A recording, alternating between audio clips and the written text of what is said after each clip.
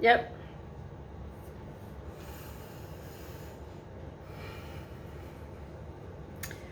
All right. So I recently treated myself to several $1,000s worth of sedation dentistry.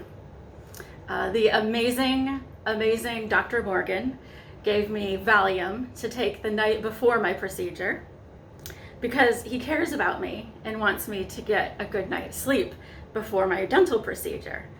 Dr. Morgan gave me more Valium for the morning of my dental procedure, so I don't even remember arriving at the dentist office. Dr. Morgan continued to give me more Valium throughout my entire dental procedure.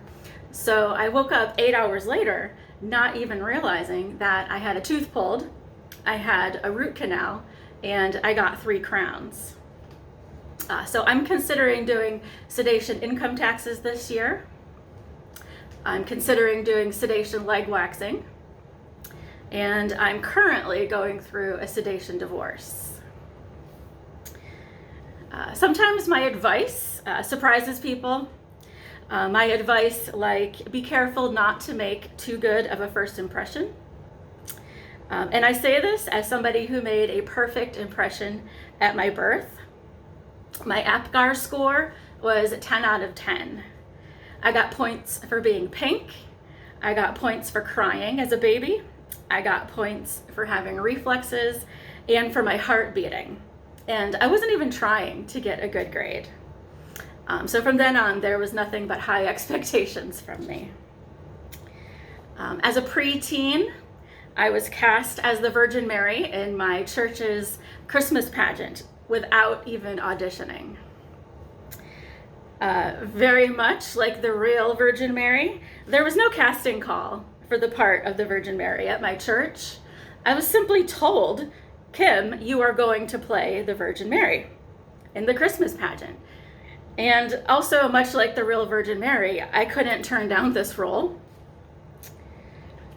So I just imagine a bunch of Sunday school teachers behind closed doors getting together and thinking, who in our Sunday school is the most virginal? And the answer is Kim. So my church wanted the Christmas pageant to be as authentic as possible. So we had a real live baby playing the part of baby Jesus, and I'm pretty sure he didn't audition either.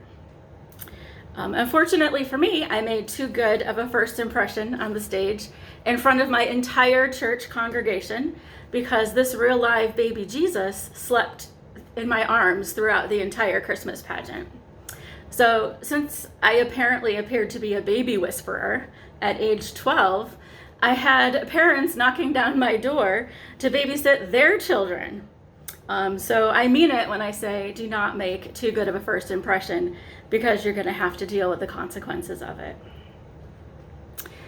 Recently, I was at a mattress store just laying down, trying out different mattresses, and a salesman came up to me and he said, "You look really relaxed. I see people trying out mattresses every day, and you are the most relaxed person I have ever seen." And I said, "Thank you. I guess I'm just really good at laying down."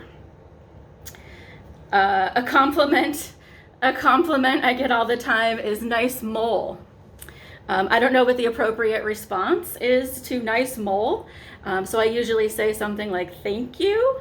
I like the wart on your chin with the curly hair growing out of it." I don't know.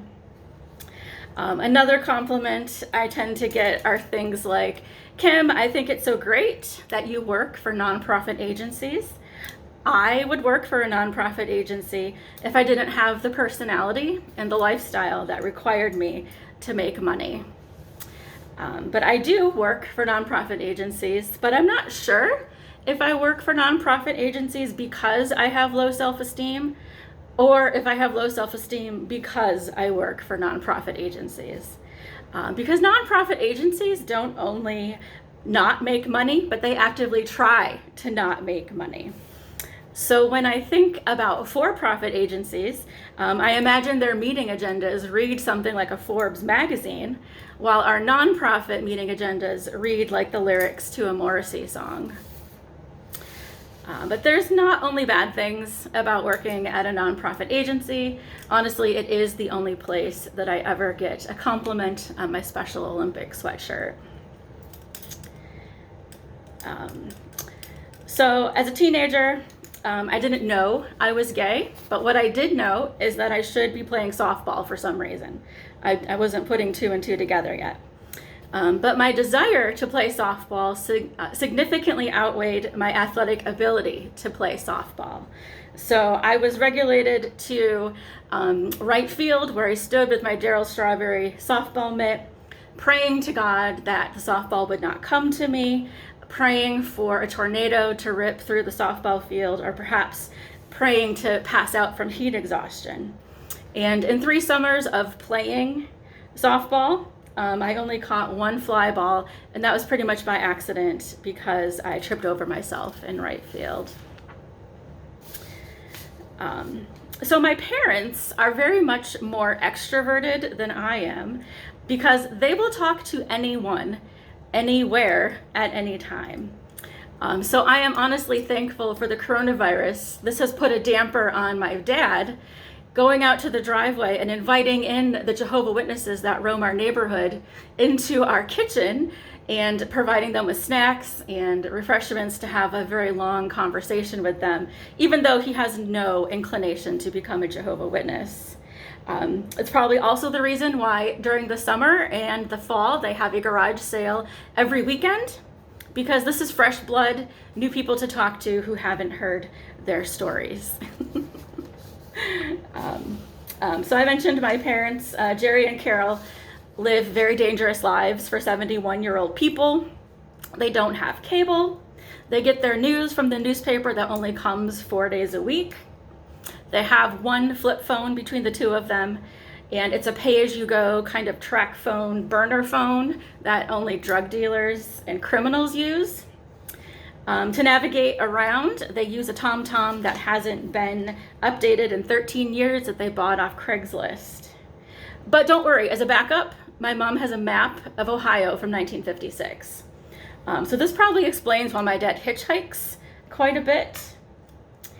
Another dangerous thing my parents do is my dad and my mom only will use 1/3 of a dryer sheet per load of laundry to save money. But what if they walk too fast across the carpet? You know, static electricity is real. They're going to get electrocuted by skimping on the fabric softener, and my dad has a pacemaker. Thanks.